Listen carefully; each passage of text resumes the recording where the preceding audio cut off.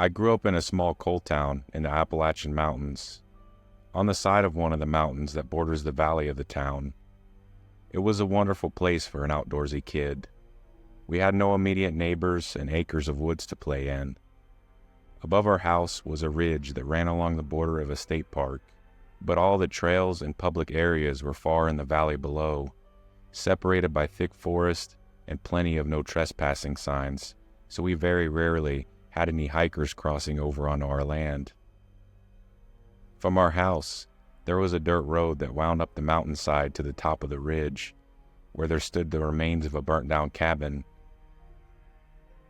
From there, you could follow the ridge to a flat area, popular with my dad's hunting friends, one of whom posted a trail cam during the off-season to monitor the wildlife activity. From there, you could continue up the ridge to a clearing that hosted lots of flat boulders and a giant electrical tower that was fun to climb on. I'd venture up there often with the family's black lab and spent hours reading, climbing, and generally enjoying nature. One early fall day when I was around 13, I headed up there with a backpack full of snacks and a book. I'd taken care to avoid the trail cam, as it was the old film variety, and I had gotten in trouble for inadvertently filling entire rolls of film goofing off in the area where it was posted. I reached my favorite rock at the edge of the clearing near the power lines, and had just settled down to read when Felicia started to bark and growl rather aggressively. At first, I paid no mind as she loved to chase deer, but this time she didn't bound off into the woods after him. Instead, she stuck next to me, growling at something unseen in the thick tangle of brush and trees on the steep mountainside that faced the park. Now, I considered hiking down that way into the park on occasion, but it wasn't an easy passage. The area had been cleared years before to install the electrical tower, and in its place had grown a thick mass of briars and weeds. The rocks that made for great climbing at the top of the ridge became difficult obstacles on the steep slopes below. Not to mention, there was much easier access closer to the park entrance. This way brought you down to an undeveloped area at the back of the campgrounds that wasn't easily accessible to cars or hikers. So I was taken off guard to see a man fighting his way through the brush from that direction. Nervously, I called out, "Hello?" gripping Felicia's collar.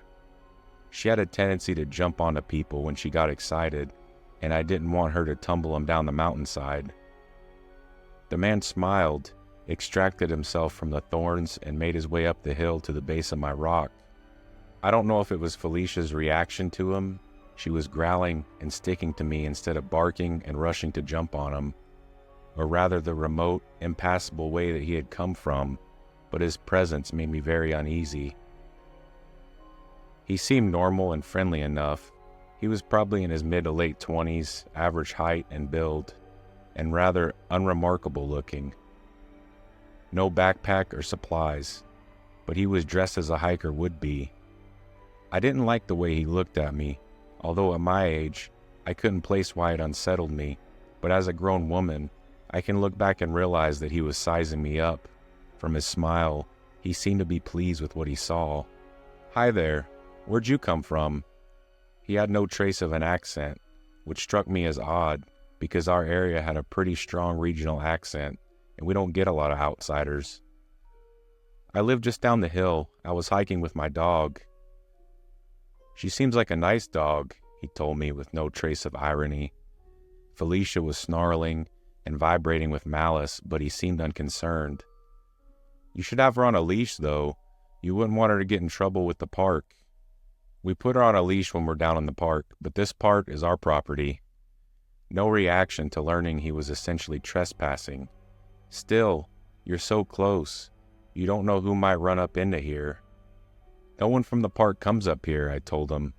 I was being a bit rude, but I was annoyed that some stranger was telling me what to do with my dog on my property. "I'm from the park," he said, still grinning. "I'm one of the rangers and I wanted to see the property." "What would you have done if she attacked me? You could be in big trouble." At this, I immediately was chilled. We only had one ranger, and he was a close family friend. This guy was definitely not him. But I was afraid to let on that I knew he was lying, so I dug out Felicia's leash and clipped her, then stood up, slinging my backpack on. "Sorry, we'll let you get on with your hike. I have to get home." "Your parents know you're up here?" "Oh yes, and they expect me home soon." "Do they come up here often?" "My dad does. He comes up to check the trail cams." I improvised that on a whim. This was the first time I saw the friendly stranger's smile falter. "Trail cams?" "Yes, there's a lot up here. He and his friends like to hunt." Then the smile returned, but it was cold this time. "Well, these would make excellent hunting grounds." He took a step towards me, and Felicia lunged, nearly yanking the leash out of my hands. I managed to haul her back in time to keep her from tearing the man's smile right off his face. He didn't so much as flinch. "You should head back, but keep a tight hold on that leash now. Maybe I'll see you up here again soon, sometime." "Yes, maybe," I said, secretly thinking to myself that I'd never fucking step foot in the woods again. "Well, bye," I said. I quickly dragged Felicia away, looking back over my shoulder every now and then. He remained motionless in the spot where I had left him, staring after me with that same fucking smile. Once he was out of sight, I picked up the pace. Felicia growled over her shoulder a few times, and occasionally heard branches snap behind me, but glancing back, I saw no sign of him following. I cut straight across the clearing with the trail cam, not bothering to avoid it in my rush to get away from this stranger. Once we hit the road that led home, I unclipped Felicia from her leash and broke into a jog. She remained by my side until I got home. I didn't mention the strange man to my parents at first. They were wary about me hiking alone, and I didn't want them to forbid it in the future. Furthermore, by the time I got home, I'd convinced myself that I overreacted to the whole thing. He was probably just a hiker that made up the bit about being a ranger to fuck with me since I was giving him an attitude. Still, I didn't hike back up to the ridge that week, and instead stuck to the woods below my house. At the end of the week, I came home from school to a pissed-off dad, demanding to know if I had messed with the trail cam. His buddy had came to collect the film and discovered that the cam had been switched off, with only a few frames taken.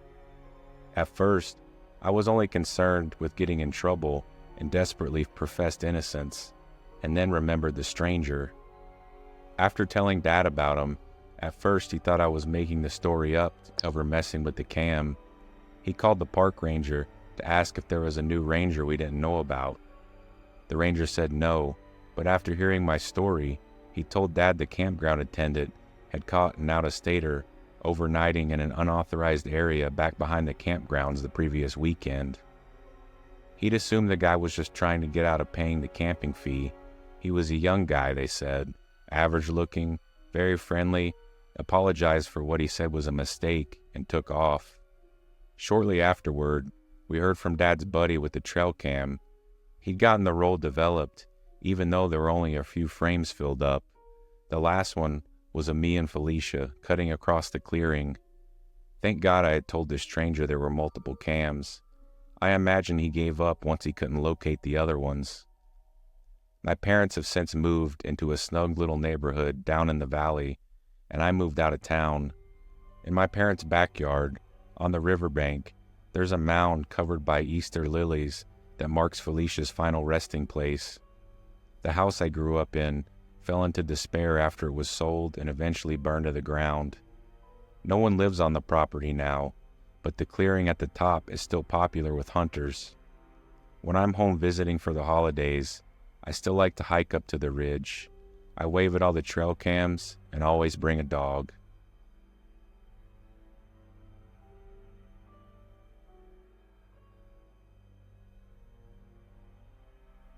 It was the summer of 2004, and my family was supposed to vacation in Maine. My father was stuck in meetings though, so he was going to have to come up from Manhattan a few days after us. My mom wanted to drive up.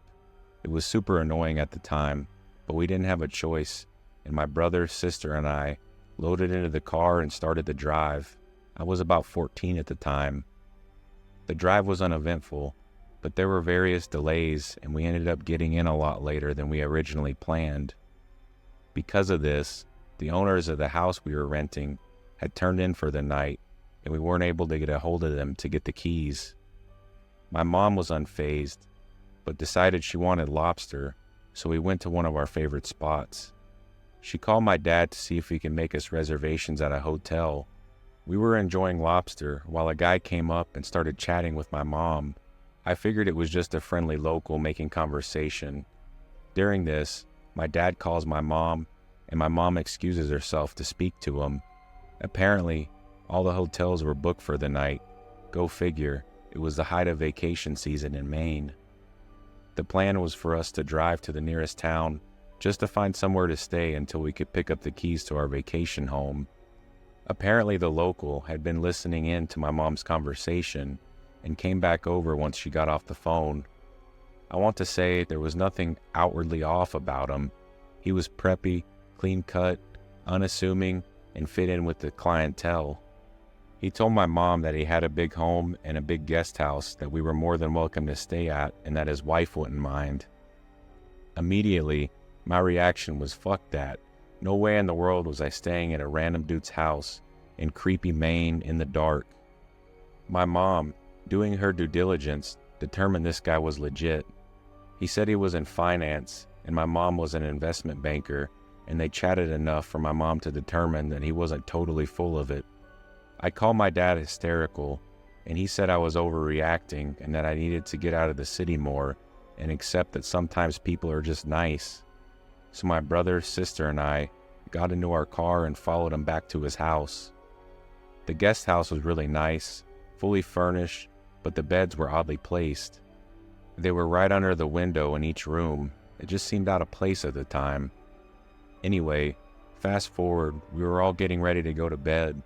My mom hears a knock at the door, and it's the guy. He said he just wanted to check to make sure we got settled. Cool, nice thing to do. But about 30 minutes later, he comes back to check again. At this point, my mom was like, "Thanks, we're good. We will stop by the house in the morning to say thank you." Fast forward another 30 to 45 minutes, I can't sleep. I'm terrified. We hear this rustling, which is odd because the guest house was nowhere around trees or close proximity to bushes that might cause such noise. At this point, I see my mom wide awake and look up at the window, like motioning towards the window with her eyes.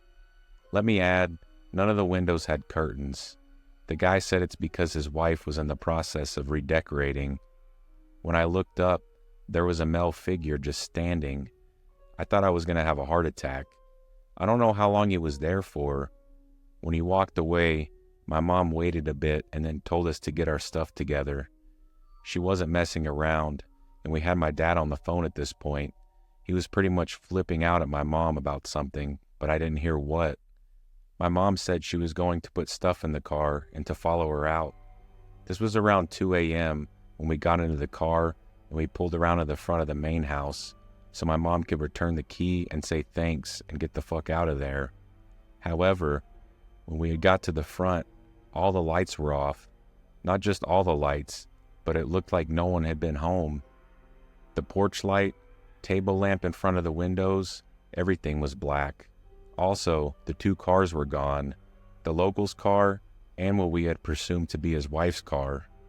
After seeing this, my mom at this point was pretty unsettled. Said we're leaving, and we proceeded to drive to the gate. The gate at the end of the driveway had been deadbolted and shut from the inside. It wasn't a super strong gate, so my dad said rev it. We were in a big SUV, and just to get out of there. We drove straight back to New York City, not speaking the entire time. We have never returned back to Maine, and my parents refused to speak about it. I asked a family member one night about it when he was drunk, and all he said, "They didn't tell you? The actual owners of the house were on vacation." I'm assuming my mom and dad followed up with the local authorities and figured that out, but never told us. I don't know who that man was or what he had planned that evening. I was just curious whether there were any known serial killers or murderers who were in the area at the time, or even traveling through.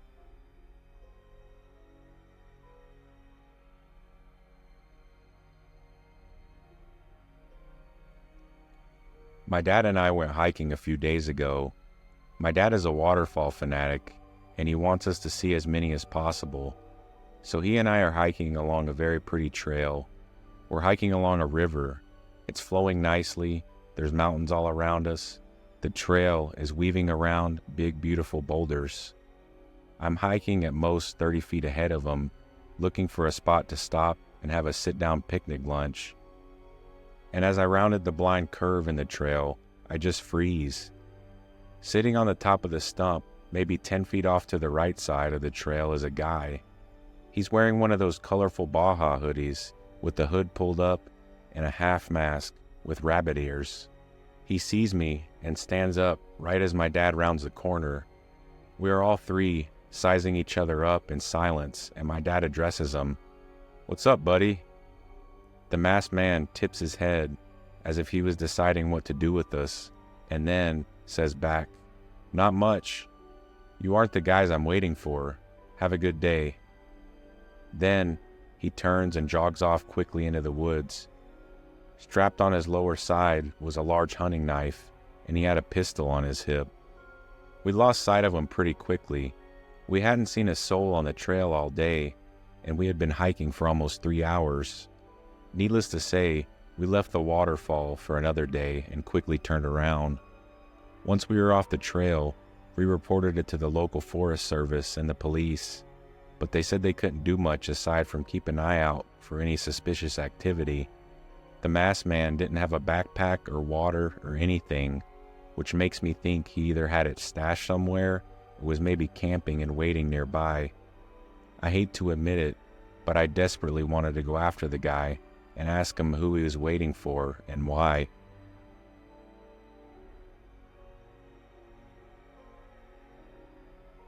My husband and I live in a very rural place.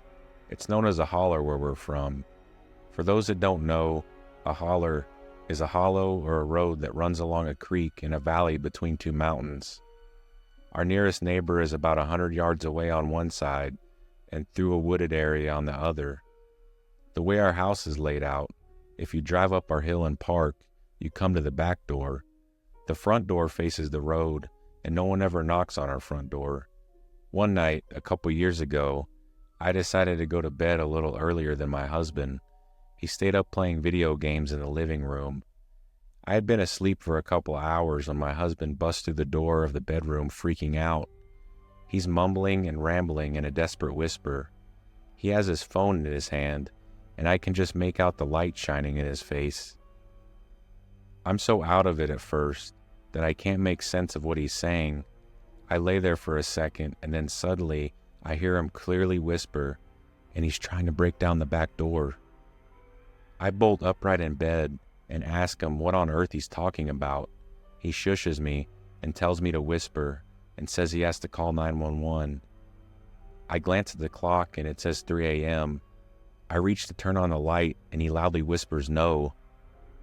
He gets through to 911 and tells them that we need assistance at our address. I catch a few details, but my head is spinning. After he gets off the phone with them, he tells me what has happened. It was late, and he was still up playing games when suddenly he heard heavy footsteps on the porch. He paused his game to listen, and then there was a knock, another knock, and then repetitive beating on the door. He could hear a man's voice, but couldn't make out what he was saying. Instead of opening the door, he decided to walk out the back door and around to the front of the house to see who it was. He thought it could possibly be our older neighbor needing help with his wife. So he walks out the back door and around to the front and sees a large man dressed in all black carrying a duffel bag. At this point, the man is pounding on the door so hard that it looked like he was trying to break in. My husband waits for a second and then asks the guy if he needs help or something. The man apparently didn't realize that my husband was behind him because he started yelling into the door, "Just let me in, I won't hurt you." At this point, my husband decides no more questions are necessary. He runs back in the house, locks the door, turns out the light in the kitchen, and bursts into the bedroom to call 911 and wake me up. After he calls 911, We waited huddled in darkness for 40 minutes for a policeman to show up at our house. 40 minutes. His excuse was the small town and no one was on duty and he had been asleep. It was 3 a.m. after all. The policeman doesn't even get out of his car either. He just sits there and spotlights the house from our driveway as my husband goes outside and tells him the story and describes what he could of the man. The cop leaves. My husband comes back in and we sit in the darkness of our bedroom, terrified until daybreak, wondering who that guy was and what he was going to do to us if he actually did get in.